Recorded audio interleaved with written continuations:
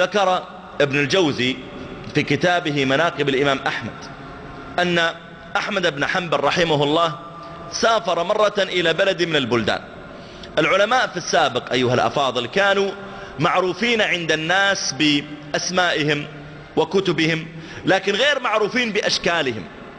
يعني أنتم اليوم ربما تقرأ فتاوى معلقة في المسجد أو تستمع في الإذاعة إلى بعض العلماء، لكن ربما يصلي معكم ولا تعرفه. ما كان عندهم في السابق انترنت، ولا عندهم جرائد، ولا صحف، ولا فضائيات، وبالتالي لا يعرفون يعني العلماء إذا رأوهم.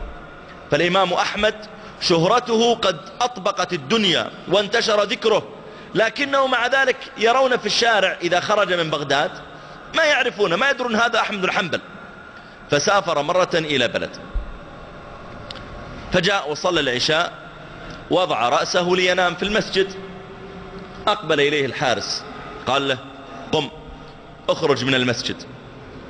قال: يا أخي أنا عابر سبيل، رجل يعني شايب كبير. قال: اطلع من المسجد، ممنوع النوم في المسجد، آسف. قام أحمد بن حنبل وخرج وجلس على عتبة الباب. أقبل إليه الحارس بيقفل الباب ورأى الإمام أحمد على العتبة. قال له: قم. قال: يا أخي أنا في الشارع. قال: ممنوع حتى على العتبة، قم. وكان الحارس فظا غليظا، فأمسك أحمد بن حنبل وجره حتى وضعه في وسط الطريق. أحمد بن حنبل أول مرة يعني أحد يمسك رجله ويضع في وسط الطريق، عالم وكبير في السن والناس يقبلون رأسه ويجلونه، تضعني في وسط الطريق وبرجلي. فكان أمام المسجد دكان لخباز. رأى الخباز أحمد بن حنبل رحمه الله وقال: يا شايب، يا شيخ، تعال نم عندي في المخبز إلى الفجر. قام أحمد بن حنبل وأقبل إلى ذلك الخباز ووضع حقيبته وتوسدها لينام. لاحظ الإمام أحمد أن هذا الخباز وهو يشتغل يعجن يخبز يضع في التنور يقول: سبحان الله وبحمده، سبحان الله العظيم، سبحان الله وبحمده، أستغفر الله، ويشتغل اللسان ما وقف من التسبيح والتهليل. عادة الإنسان ربما يسبح ويهلل 10 دقائق ربع ساعة ويتعب ويتوقف، لكن هذا الرجل ما توقف أبدا. فقال له أحمد بن حنبل: منذ متى وأنت على هذا الحال؟ قال: أي حال؟ قال: الإكثار من الذكر، الإكثار من الذكر. منذ متى وأنت على هذا الحال؟ قال الرجل: أنا منذ سنين على هذا الحال، أسبح وهلل طوال وقتي. فقال له الإمام أحمد: ما تتعب؟ دائما الإنسان يا جماعة إذا فعل شيء ربما تعب. فقال ذلك الخباز: ما أتعب، تعودت عليه، خلاص ما أتعب. وهذا يا جماعة يعني الإنسان بحسب ما يعود نفسه تستقيم معه. النفس كالطفل، إن تهمله شب على حب الرضاع، وإن تفطمه ينفطم. فخالف النفس والشيطان وعصهما، وإنهما ما حظأك النصح فاتهم، ولا تطع منهما خصما ولا حكما، فأنت تعرف كيد الخصم والحكم.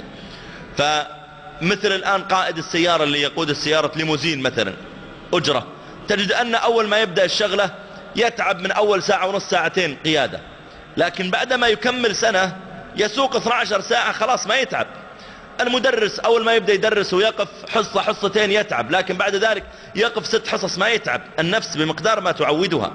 فأحمد بن حنبل يسأله يقول له: أنت بتسبيحك وتهليلك وذكرك ما تتعب؟ قال: لا، تعودت عليه حتى أصبح من عادتي ما أتعب. فقال له أحمد بن حنبل: فماذا وجدت من بركة كثرة ذكرك لله؟ الله جل وعلا كريم، وإذا أحبك الله تعالى بارك لك في كل شيء. إن للحسنة نورا في الوجه، وراحة في القلب، وسعة في الرزق، وصلاحا في الولد، ومحبة في قلوب الخلق. وإن للسيئة ظلمة في الوجه، وسوادا في القلب، وسقما في البدن، وعقوقا في الولد، وبغضا في قلوب الخلق. فأحمد بن حنبل رحمه الله يقول له: أنت بإكثارك من الذكر ماذا وجدت من بركة كثرة ذكرك لله؟ قال الخباز: وجدت من بركة هذا الذكر أني ما دعوت الله بشيء إلا أعطاني إياه.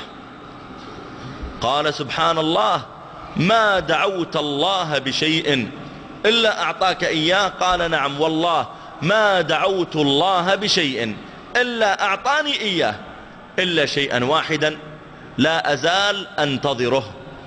فقال له أحمد بن حنبل: وما هو؟ فقال الرجل: أن أرى أحمد بن حنبل. فقال له الإمام أحمد: ها هو الله قد جاءك بأحمد بن حنبل يجر من رجله إلى مخبزك.